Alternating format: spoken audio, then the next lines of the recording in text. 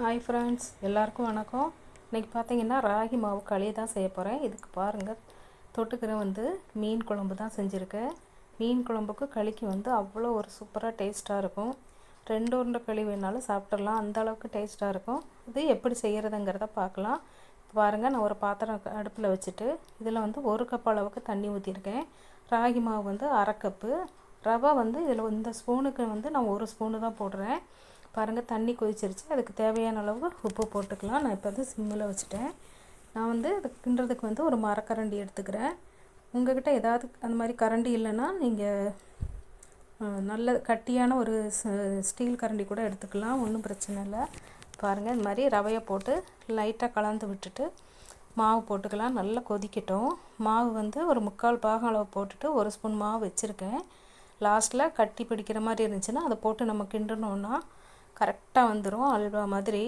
இது மாதிரி செஞ்சு பாருங்கள். கட்டி பிடிக்காமல் நம்ம 2 சைடும் மேலோட்டமாக தான் நம்ம கிண்டணும், அடியில் கிண்டக்கூடாது.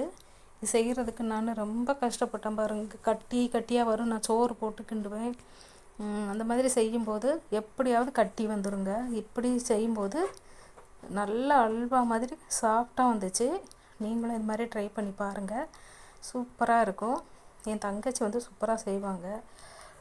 அவங்க சோறு வச்சு தான் செய்வாங்க. ஆனால் எனக்கு அது எப்படி செஞ்சாலுமே எனக்கு கரெக்டாக வராது. இது பாருங்கள், சூப்பராக செஞ்சுருக்கேன், செம்மையாக இருக்குது. பாருங்கள், இந்த கிண்ணம் எடுத்துக்கலாம். இது மாதிரி ஒரு சின்ன பவுல் எடுத்துகிட்டு நம்ம செஞ்சு வச்சுருக்க களியை கிண்ணத்தில் லைட்டாக தண்ணி தொட்டுட்டு அதில் போட்டு நல்லா 2 கை வச்சு நல்லா அழுத்தி விட்டுட்டு இப்படி கறக்கணும்னு சொன்னால் நல்ல உருண்டையாக வந்துடும், சாஃப்டாகவும் இருக்கும். நீங்களும் இதே மாதிரி ட்ரை பண்ணி பாருங்கள், கண்டிப்பாக பிடிக்கும். செய்ய தெரியாதவங்க ஈஸியாக செஞ்சிடலாம், 5 நிமிஷத்தில். ட்ரை பண்ணி பாருங்கள். புதுசாக செய்கிறவங்க கூட ஈஸியாக செஞ்சிடலாம். ட்ரை பண்ணி பாருங்கள். நம்ம சேனலை இது வரைக்கும் சப்ஸ்கிரைப் பண்ணாமல் பார்க்குறவங்க கண்டிப்பாக சப்ஸ்கிரைப் பண்ணுங்கள். பிடிச்சிருந்தா லைக் போடுங்க, பிடிச்சவங்களுக்கு ஷேர் பண்ணி விடுங்க. பாருங்கள், சூப்பராக இருக்குது. மீன் குழம்பு கலரும் பாருங்கள், களி சூப்பராக இருக்குது. நீங்களும் இதே மாதிரி செஞ்சுட்டு நீங்கள் ட்ரை பண்ணி பார்த்துட்டு நீங்கள் எனக்கு லைக் போட்டால் போதும். அந்தளவுக்கு ஏன்னா சூப்பராக சுவையாக இருக்குது. கண்டிப்பாக செஞ்சு பாருங்கள், செம்ம டேஸ்ட்டாக இருக்குது.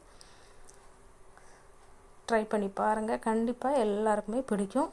அடுத்த வீடியோவில் பார்ப்போம். நன்றி, வணக்கம்.